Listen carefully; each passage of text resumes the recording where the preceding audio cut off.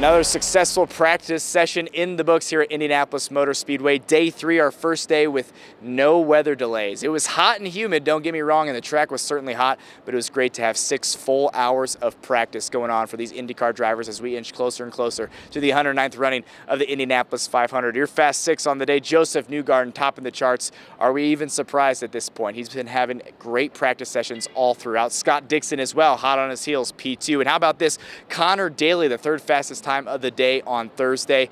Great day for the hometown kid, and he's feeling really good about himself. Pato Award, Ryan Hunter-Reay and Alex Palou rounding out your Fast 6 on Thursday. A lot of momentum for a lot of different drivers. It's a deep field, and we got a chance to catch up with a lot of drivers on Thursday morning on how they're feeling about their practice sessions, feeling going into qualifying, and feeling about the Indianapolis 500. How are we feeling about your team, your car, past few days? What's been your biggest takeaway? I think the biggest takeaway is that Andretti has done a really good job preparing the cars this year. You know, we have 4 really good cars that all 4 of us feel pretty happy already. So that's a really good starting point. And then it's more about fine-tuning. We're trying different things, the different cars within the team. But we're on a really good level. So I feel like we've done a really good preparation this year. Yeah, when you look back at the past kind of 3-4 years of this race and kind of your journey through it all, like what's the prevailing emotion heading into this year, especially after last year? Yeah, it's a bit of a revenge tour, if you want to call it that way. Obviously, the 2 years prior, I was winning and finishing second, and right up there fighting for it. Whereas last year we were just struggling to make the race, and then that shows how difficult this place is. It's you get everything right, you can win the race. You get things wrong, you can be fighting to get a spot in it. So that really shows how difficult it is, and I think that makes me appreciate when you get things right and when you're running up front that take advantage of that and make sure to make it count.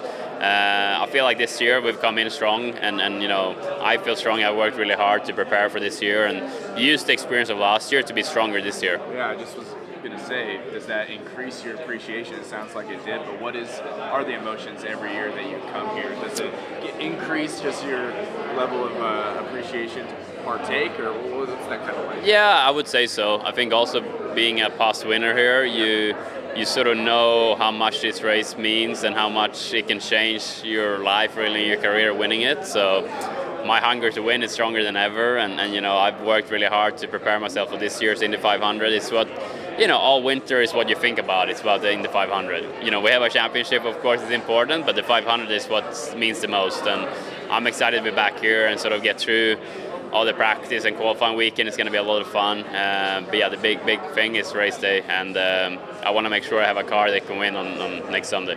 Do you like the increased practice time, and what are you looking to get between now and Saturday and Sunday? Yeah, I think today we want to keep working on the race car and make sure that's tuned in, and we just have fine-tuning to do next week, and then from tomorrow onwards it's full focus on the qualifying car. So one more day of race running, and then we switch focus. How are we feeling about car, the team, after the first few practice days? I don't feel bad. I wouldn't say I feel great yet, but I'm also not unhappy. It's been an interesting week. I think everybody's still sorting out a lot of new things with the hybrid and the changes that's created and race running and the little bit of Q-Sims that you've seen. So I think we're in a pretty reasonable spot. Definitely need some improvements to really feel like I've felt in our best of years, but I also feel like we're in a better spot than a lot of people. So just keep chipping away at it one day at a time and peak on the right days. What's your perspective on the increased practice time? Some drivers say you can't get enough practice, others are like, we feel good, let's get to qualifying. How do you feel? Is this where the race is won, or gathering all information? Or? Yeah, I think we're at a pretty good spot. If we had a perfect weather every day we're here, it may be a little too much, but if you cut it down and then we have some weather delays, then I don't know that you're going to have the time to really fully explore everything that we'd want to explore, especially right now with the hybrid. So I think we're in a good window, where you can have time and there's enough activity. It's not like the track's ever sitting quiet, so there's always something going on for the fans, and also enough time for us to kind of take our time and go back to the garage, work through changes. So I think we're in a good place. What are you looking to focus on most between now and Saturday and Sunday?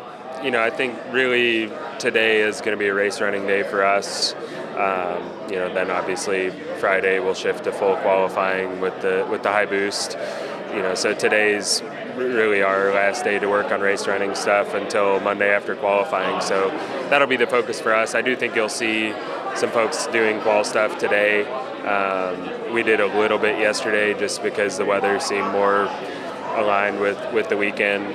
But every team and combination has their own strategy. But we'll be doing race running today.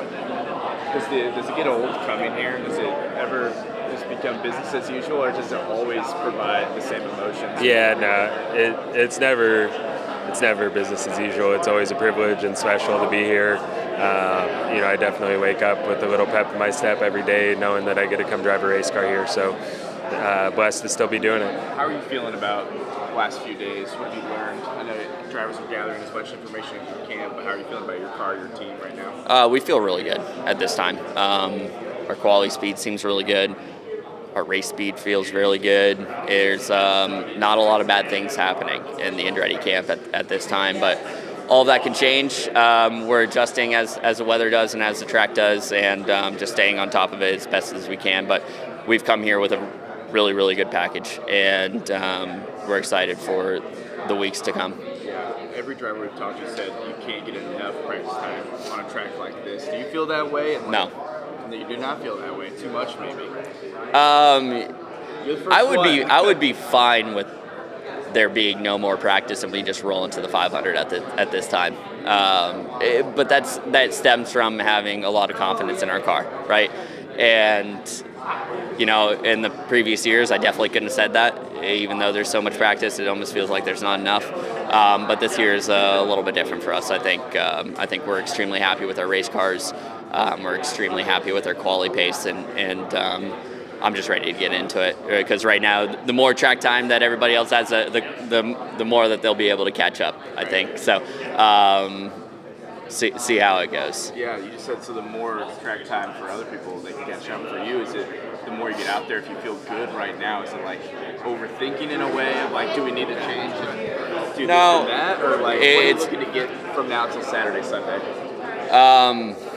From now to Saturday, Sunday, we just got to adjust for the weather. That's really all we're doing. But in terms of the race car for next week, it's more just keeping up with the balance of the car. It's you always got to make subtle changes as the car takes a step in a direction because of weather conditions or track conditions. As the track grips up, you typically pick up more understeer, so you're always kind of adjusting for that in a way.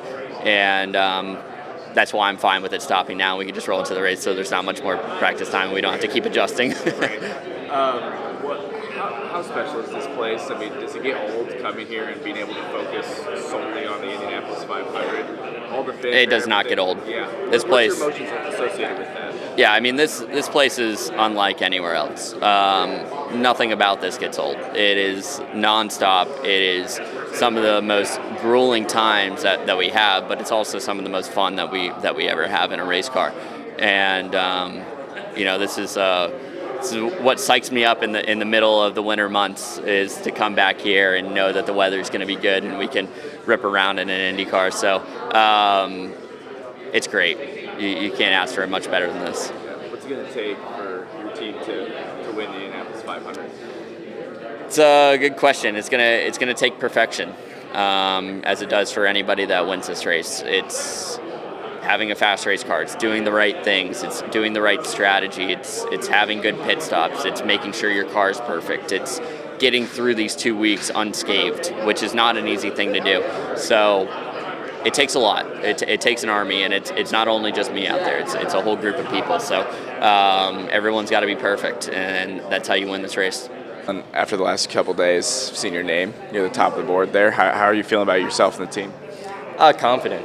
I think that's going to be the general answer you're going to hear from everybody. But yes, there's been no negatives, I guess you could say, from our side of things. Usually you do this big kind of like one step forward, one step back on changes, and we haven't had that. It's been more 2 steps forward, 1 step back. So we've been making the car better. So that's a positive in my eyes.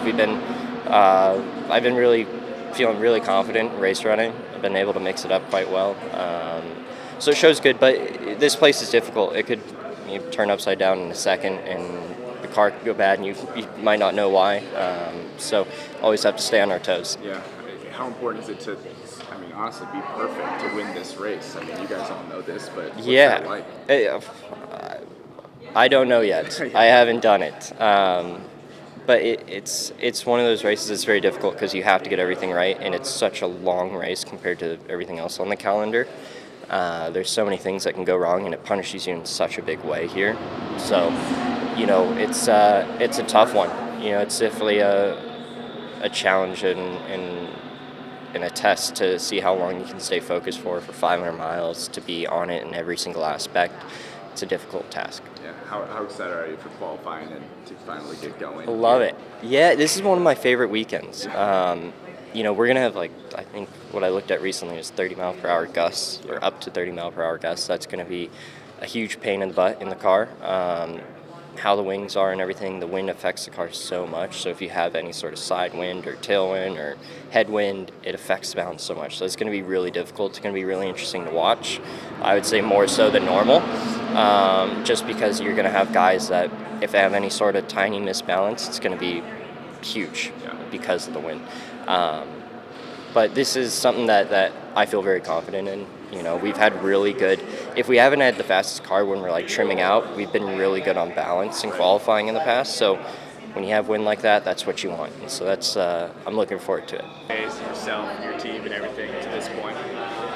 Comfort-wise, pretty good. I'm a little off cadence with the being a single race entrant. I'm a little off cadence with the engine usage, so they have me turn way down. So speed-wise, I don't really have a feel yet until probably tomorrow.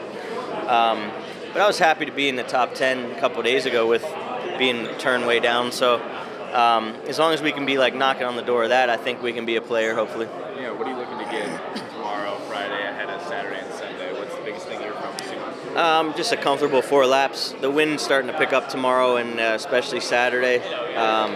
So just being comfortable in the wind, getting a rhythm down with all these buttons. I make a joke about it, but it's true. It feels like we're not driving race cars anymore. It's like a video game, but qualifying's more of a video game than the race, so you have to really make sure you time all the levers and buttons correctly. Yeah, what does this place mean to you?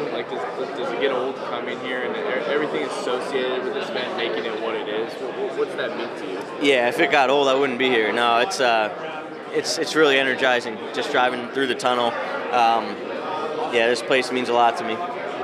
Feeling good. Made some really good improvements from practice day 1, practice day 2. Definitely went to bed relaxed last night. That's usually a good sign. I think we still have a lot of pace to gain, a lot of speed to find, but I feel kind of average out there, which I can race, I can kind of mingle with other drivers, and I think we need to find a little bit more outright straight line speed. But we've got some good ideas, good plans, and we found some good stuff yesterday. So what our qualifying pace is going to be like, we'll find out tomorrow. But I'm feeling good about today. Yeah. What are the emotions like every year you come back here? What's this race and this place mean to you? It means a lot. I mean, it's if you can win any races, this one it's bigger than anything, bigger than any driver out here. So it's just any time walking in here, even if we're not racing, even if I'm doing an appearance or something, just driving in, it's a holy place. And I feel like I'm finally comfortable with the track through the month of May. I feel like the whole month goes quicker now because I'm a bit more chill and relaxed, and I kind of know the flow of the 500, which is very stressful. But now also having moved to Indianapolis, having home base here, that helps being out of this racing scene at night and just get to hang out with the dogs. Yeah. Well, do you enjoy the increased practice time and kind of the intense focus leading up? What's your perspective on that? One day you enjoy it, the other day you hate it. So it is very stressful. I think if we cut the practice time in half, or we do it like any other race weekend, I think a lot of drivers would be fine with it, because it takes a lot of work. It takes, we're up until 10 p.m. with the engineers going over stuff. But I think for a team like us, a small team, Dilcoin Racing, we need every bit of practice we can get to get as good as, as close as possible to the front. And we've seen every time we've gone out to practice, we've gotten better and better. So I'm excited for every lap we can do. So how are we feeling about first 2 practice days and just where you're at, where the team's at? How are we feeling? Yeah, feeling good. It's been a good couple of days. We've got a little bit of everything in. We've gotten some traffic running in. We've had some Q sims as well. So I think especially excited about our Q sim pace. I think we were at P2 on the non-tow list yesterday. So pretty positive about that. And we'll just keep it rolling. What are you looking to get from now to Saturday and Sunday? Yeah, I think our main goals are to get better in traffic. I think that's where everyone seems to struggle a little bit, especially from last year with the added weight of the hybrid. So I think trying to learn and figure out the best way to use the hybrid and also to set up the car is going to be our main focus. Yeah, what are the emotions like coming here? All the anticipation and the fanfare, and it's hard to block out, but it's what makes it special. So what are the emotions like for you? Yeah, I mean, it's obviously super special coming here, and it's the one that all the drivers are looking forward to in the year. I kind of try and kind of keep all of that on an arm's distance. Just because at the end of the day, it's a race like everyone else. It's the same points as all the other races. So, and I go into every single weekend trying to do my absolute best. So obviously that's no different from this one. More preparation goes into this one just because we have so much practices going up to the race. So you're definitely in it for a longer time, but at the end of the day, you're trying to do your best, and that's really all you can do. Do you enjoy the increased practice time? There's a lot of guys who say you try to get as much information as you can, and every lap's important. Yeah, no, for sure. It's good, especially for this race, and it's nice, especially for someone that's still new in the series. I mean, I'm in my second year, but I'm still one of the new guys. So having that time to kind of ease into it a little bit was something I really appreciated last year and appreciate this year as well. How do you feel about yourself, the team, just all the information you've gathered thus far? Yeah, so far so good. To be honest, the open test I thought for us allowed us to dot the I's and cross the T's, so that we could just come into this month and hit the ground running, which I would say we have so far.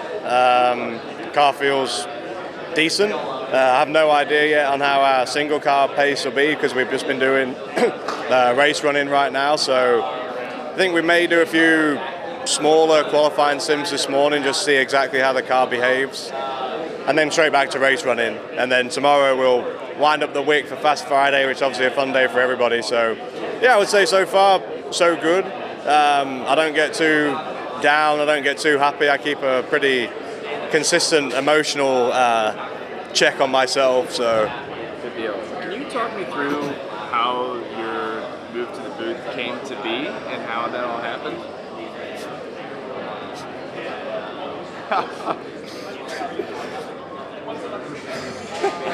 Ed Carpenter is staring at me. Yeah, I know. You want to come and do this with me? The transition has been great. I've so enjoyed working with Fox. Fox Sports has been great, and the team have been really great. As I don't want to say transition, as I get the opportunity to do both. That was what was important for me. Was still very much a driver and want to be a driver. However, if this is a longer career path as well, working with someone like Fox Sports, obviously I would take it and I would do it really happily. And it's been great because everybody's been respectful for when it's time to be a driver, be a reporter, and everyone's kind of stayed, in their lane without any overreach. And obviously there's some organic crossover, but yeah, so far so good. How did that happen? Can you tell us the backstory? Yeah, I mean, basically I reached out to Jacob Ullman, just said, hey, I'd be interested, and then he connected me with Pam Miller, who's one of the producers on the entire IndyCar show. Met her in Nashville, and then we just stayed in contact, and really I just kept asking and pestering, saying, hey, if the opportunity was there, I'd totally do it, and I'd be happy to do it. And eventually I guess wore them down, and they said, the job's yours, and then we went straight into St. Pete, and that's kind of brought you up to date. Yeah, what's been the biggest hurdle in that? Have you found challenges in something maybe you didn't expect that would come about? The biggest thing really is having a producer speaking to you in your ear while, as an example, let's say we're chatting now, someone's chatting to me, and having the ability to still listen to what's going on, pay attention to what's going on, things like that. That's been the hardest thing. And then also, early on I was so focused on what questions I was going to ask that you probably lost a little bit of that conversation piece. So I've been able to reintroduce that as well. So they're the big things. Welcome to the club. What's been the most rewarding about it? Have you enjoyed it more than you thought you would? Or? Definitely. I mean, honestly, the camaraderie with, Townsend and Will, James, Georgia, Kevin, Jamie when she's here as well, who's been like one of the best mentors I've ever had. So really just getting to work with, those guys as, presenters and pit lane reporters too, but also Fox have assembled such a great team that, I really love our director, Pam, like I mentioned, my producer as well, Eric, and director's name's Mitch. There's just a lot of really great people on the team that have just made these race weekends so fun. It's a different cadence, like I'm at the track at a different time, I leave at a different time, and stuff like that. It's just been awesome. The last few days. Good. About the work days? Yeah, I think overall, we've had our issues throughout the days for sure, but I think we've ended both days in a happy spot and in a spot where the car's pretty good, and I feel comfortable both, in traffic and alone. We haven't done a lot of focus on the Noto stuff and the single car stuff yet, but I think, we've still been up there on the charts on both days for that. So it's good to know in the back of our head that there is, a little bit of natural speed in the car. So it's a little bit more relaxing as we go into today where we, have all the Noto running that we'll probably do later in the day and we start trimming, and then obviously tomorrow and Saturday. So yeah, we've, accomplished a ton of goals, a ton of things, and feel pretty good going into the weekend. Yeah, some drivers you talk to say you can't get enough practice out here. Yep. Other guys are like, no, we're feeling good, let's get to qualify. Yep. How do you feel? Is this where the race is won in these days, or is it too much too much? Yeah, I love it, right? I'm a rookie, so this is my first time here, so I need as much as I can get. I've learned more in the past 2 days than I ever really have on an oval, especially this place. It's such a unique track, and there's so many little nuances to it, especially running in traffic, running with other people, that it is very different. It's also my first oval in an IndyCar, so it's just trying to understand how all these guys race, kind of the respect given to each other, the space, and all of that. I think, I'll take as much practice as we can get. I think we're getting better and better each day, and we'll be ready come Saturday, but I think we always want more. Okay, so not only a bunch of firsts for you, but just all the fanfare and the spectacle that is the Indianapolis 500. What have the emotions been like being here as we continue the anticipation? What is this place to you? Yeah, I mean, it's everything to me. I've been to this race as a fan probably 12 times. I've been to the practice days, I've been to qualifying, countless times, and I've seen it. I know what to expect, and I think all of that has helped me a little bit getting into the car. I think I understand what this event is about. I understand how much it means to the whole entire city. So, yeah, to finally be a driver, trying to qualify for the race and being here driving in practice and everything is fantastic, and it's really a dream come true. So, just excited to keep getting to work. It all is very surreal, but once you get on track, it's kind of straight back to work, straight back to what I know how to do, and that's drive the race car. Principal at Arrow McLaren, he's turned countless laps around this place, and who knew that you'd have an opportunity to turn a few more? How was it? Awesome. Yeah. As usual, I think I came down pit lane after my warm-up lap, and we did an installation lap, and I said, I never really took it for granted, this place or driving an IndyCar, but after 2 years, I'm like, I had the coolest job in the world for 26 years. I'm just going to have to control myself for 30 laps. That after that, I'm not wanting to do it again. So I think I would have to change homes, and I'm not going to have a wife and kids. She would divorce me for sure, but it was awesome. I'm pretty lucky. I think, this place never let me down. And today, even special little things. I mean, Kyle Sagan, it's been my mechanic for years, and he was in my 2013 car, and he was the one that buckled me up most of my career. He's with the team now, and he was not supposed to be there this morning because in the other car, and he came in to buckle me in. So special moments like that even though it's just a few laps, I got to enjoy. The crazy thing is, knowing you were going to do this, but you had to sit through Tuesday's rain, yesterday's rain. I mean, why IMS was going to make it easy for me? It made me wait 12 years. 2 days was nothing. Yeah, good point. All right, we've opened up for questions. Barb has the microphone. Jenna, lead us off. Hey, TK. You said on the broadcast that you had a, quote, tickle in your belly after the refresher course. I mean, you're the team principal. Can't you just get yourself a fifth car and get out there? You know, obviously, Jenna, my retirement, the whole month, it was really, but it was really special. To be honest, I think that my biggest fear then was how much I was going to miss. And I think the experience with not just the fans, my family, my friends, and probably put a lot into, like, I don't want to spoil that. So I say that, and then I said that out of the car after 30 laps by myself, and the car was pretty good, so it was not a lot of effort, really just enjoying the speed. I'm not sure I want to start 33rd and try to pass everybody and suffer for 2.5 hours. So not really. I think, honestly, I was joking, but I have a huge responsibility right now with the team.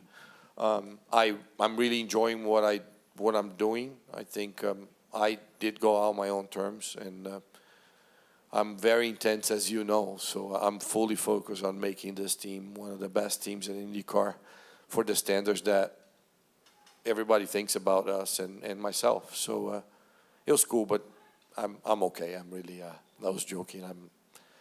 I don't have the need to go back in the race car. On the note that you were just talking about your new job, I spent some time with Zach last week in Miami, and he was Lucky you. Yes, indeed. And he was just raving about the job you've done. And one of the things he said was that all his dirty work that he passes off onto you to do, that you have no problem. You call back in 10 minutes and say, done. I've handled it. How have you made that transition from driver to team leader, boss, who has to be the guy in charge and make hard decisions and make hard phone calls? I mean, I wouldn't call it dirty work. It's life, right? I mean, I remember Mike Andretti had to tell me that I didn't have a job the following year when I had a 5-year deal signed. And I think the way I want to run the team, it's what I think Zach and I think the same. I think it's not that he doesn't want to do it. I mean, I'm in charge. I should do it. Otherwise, if he's going to do everything for me, why am I here? But look, I try to be as much up front as I can. You know, I think people say, "Oh, you're extremely transparent." It's because I can't fake it. If I'm mad at you, I probably cannot even look at you, so I might as well tell you, right? And I think people, when you're being honest, good or bad, is going to be very uncomfortable. I think I had to do a few things through out this few months that I've been in, that people that were my friends. But it's not about that. We run a company now. It's also my reputation and how I wanted it to perceive this team to be successful. And if people are not able to separate the friendship to the professional, then too bad. I think it's a choice that I made. I think I'm a fair person. I think I try to run the team as fair as I can, and you know, if you're lacking, I will tell you. And then when we have a conversation, or if you're doing good, I'll tell you. I think it's more of I don't take myself as the big boss all the time. I think I would never forget that. You know, Zach told me one day, you don't need a title. If 10 people walk in the room, they should be able to pick who the boss is. So I think we have a good relationship, what we're building here. Expectations are high. The pressure is really high on us, especially with McLaren doing well in Formula One. That, you know, pressure, you guys follow my career, you follow my entire career. This is nothing on getting year after year asked if this was going to be the year to win this thing. So I'll take it, and I told Zach, I'll run it until the day that I don't want it or he doesn't want it anymore. But until then, we'll be Zach's style. No, that's his job, and then I'll pick the ones that I want, and then he deals with the rest. Let's go Bruce and then back to Nathan. First time driving a hybrid, how different did it feel from what you had experienced before?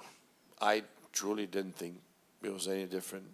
The only answer I can give you, it's probably I had a 2-year pause, so I had time to kind of reset a couple things, but I truly didn't think it was anything different. The car, by myself, I mean, it was going to feel good, and I knew we had a decent car, so honestly, it was good to feel the difference with, deploying and no deploying, because I think it's been a talk, but honestly, Bruce, I don't think I probably had to run in traffic a little bit. They say it's a little heavier. I truly didn't feel anything.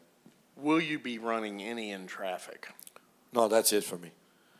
Traffic will be if it rains, and 33rd. I'll be 33rd there, which I'm gonna have to make a decision. If I take the green flag, what do I do? Well, there was one year where you passed like 7 cars. Yeah, but I got to talk to my other boss here that, Yeah, well, here you go then. Lauren says go for it. All right. I'm not going to.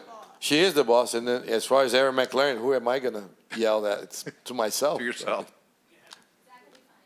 Okay, deal. Nathan? Tony, I know we joke about the multiple times that you've retired from this sport, but I know you really seemingly kind of put a cap on things in a great way a couple years ago here at IMS with your final 500 start.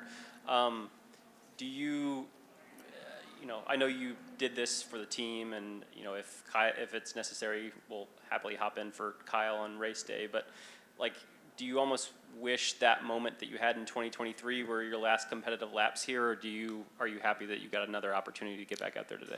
No, I was totally fine with the pass on the grass for 11th place, and my last lap with Alio after the checker, we battled for 10th and 11, or 11 or 12, whatever that was, like we're little kids, just to want to have a go after the race. So no, Nate, look, I like I said, I'm not sure if it had gone any another way, how my life would have turned after the retirement with things that were going to come up. Obviously, I did not expect, nobody did, for me to be running the team.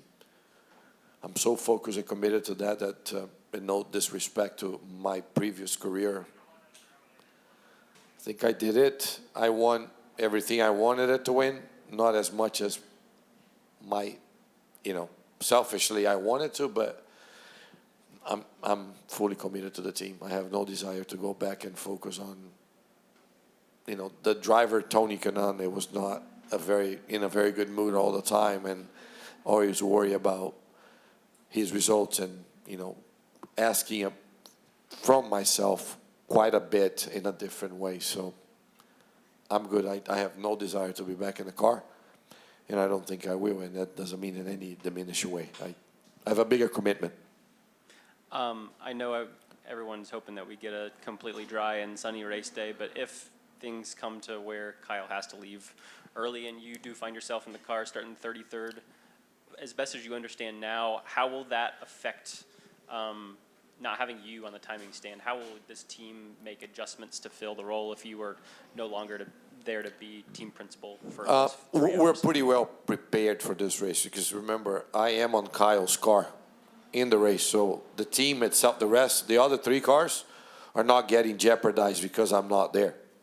So I don't think it will truly, by the time the race goes green flag, I think we know what to do, and I think there is a decision that the team principal needs to weigh in. I have more capable people doing strategy and everything else than me making a decision. So if that happens, I'm going to race, I guess. So we'll maybe pull a TK start and see what's going to happen. Thanks. Let's go Tony and then Chris, and we'll go back for that. Kind of to that point a little bit, if there's, we can look at weather all we want. We know it can change. Are you preparing Saturday night before the race as a driver, as a team manager, as both? And what's the difference between the two? Might not be too much, besides maybe just prepping your body for going 500 miles. no, I'm doing the team commitments that I have to do as a team principal until whatever time they need me on Saturday night. And I think I kept myself in shape, Tony. I think I can wake up and switch and just go. I mean, I'll probably be dead after the race, and it will take me 15 days to recover because I'm old. But no, I'll make the commitments. We have sponsors and partners that are coming to this race. It's a special moment for them, and I'm the team principal. I'm not going to be thinking about the race until we wake up in the morning and it's raining. Then I might drink a little bit more water and go, but no. Chris? Tony, you mentioned Elio earlier. I know you can talk to 4 other drivers on the team about anything that's gone on with the cars the last couple of years, but did you talk to him at all about, how everything feels with the hybrid, or did you just let it go? Yeah, I mean, we chatted 2 nights ago, and he's like, I didn't feel a big difference, which that's what I just said to Bruce. So he just told me it's like, he said, I went flat out of the pits, lap 1. I went flat in turn 1, so I had to do it as well. I can't just let him have that. So we did it as well. Because also if I crashed the car, I was going to have to see the team principal, which I think was going to be an easy conversation. David? Tony, was there anything that you learned or were able to try out there that might help your other 4 drivers, especially Kyle Larson, who's in the same car? No, we tried to be fair and then do what IndyCar was asking, but I learned we have good cars, so now they're in trouble if they complain. So that's probably they didn't want me in the car. But we really didn't do anything. The only adjustments we made was the steering wheel was off a little bit, which for my liking, and we really tried to do and be fair to the series. But yeah, I got to feel the car, and I'm like, hey, I don't want to hear. It feels good to me. We'll take 1 more, maybe 2 more, and then wrap up after that. Mary? Tony, Kyle's come over from NASCAR, and I don't know if the driver setups are all the same, but does Kyle bring anything different from, maybe he has a different perspective in what he asked for in the car, and then were you able to notice anything? Yeah, I mean, Kyle's a true racer, and I don't think I need to sit here and talk about his qualities because I think the result shows it. But Kyle's biggest advantage is he adapts pretty quick because he races everything. So he complains a lot less than all of us, which is kind of being with him last year, but even this year, the first 2 days, the car's fine, and then you can see engineers getting a little like, whoa, it can't be fine. I'm like, well, it's fine. And he was right. I drove around, the car was fine. So he's pretty chilled, and then he focused on trying to, and I think that is more of the condition, not where he comes from. You just try to adapt to the condition and make the car fast without trying to come in and ask for a change all the time. His runs are longer, and you can see him playing around, which is it's pretty cool to see because I think the rhythm in IndyCar is different, right? You do 3 laps, you come in, you try to make a change, and I think we learned a lot from him on that as a team, and especially translating to the teammates. So no, he brings a lot, and I mean, I raced with Kyle.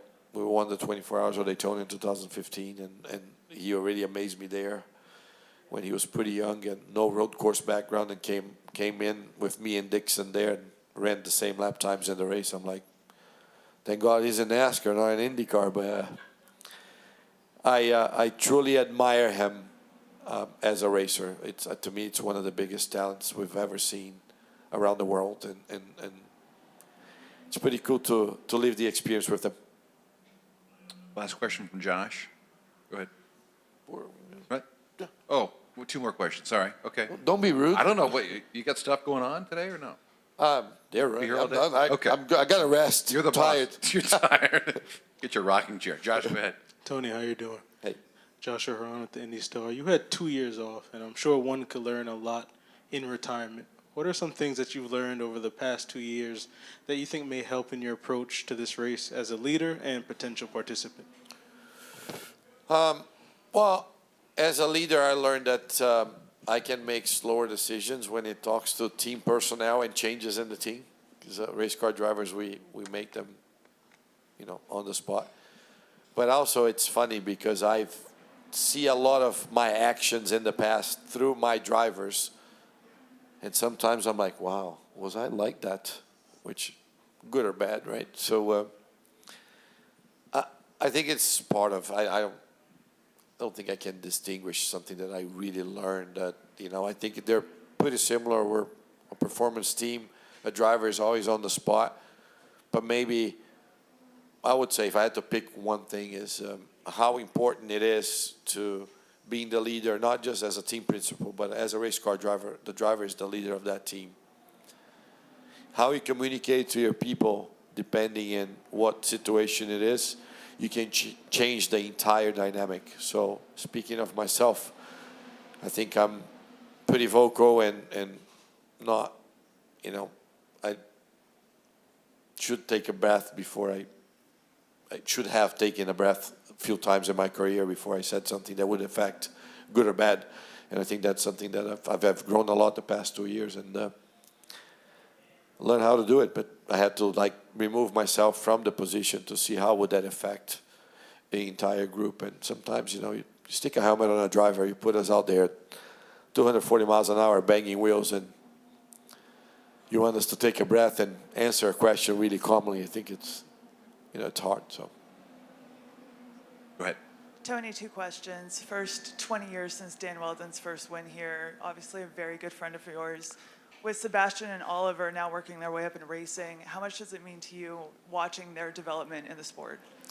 It's awesome, right? I mean, obviously, we kept it pretty close with Susie and the boys, and it's amazing. I can see really 2 little Dans over there. It's amazing how you talk about, they didn't live that long with Dan, but they have every single thing of Dan apart from, it's just everything.